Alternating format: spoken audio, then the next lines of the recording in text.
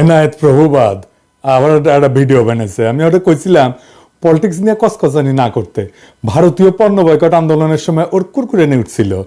ব্যাপার না, বাতের রোগীদের যেমন আমাবস্যার পূর্ণিমা বাতের ব্যথা জায়গায় ওঠে, তেমনি প্রভুপাদের কিছু বিশেষ বিশেষ সময় কুরকুরানি ওঠে। ওরা নিয়ে কিছু বলতাম না, কিন্তু একটা ভিডিও সারিছে, এটা নিয়ে কিছু না কইলেই না। মুশকিল হইলো কইছে বিএনপি নিয়ে।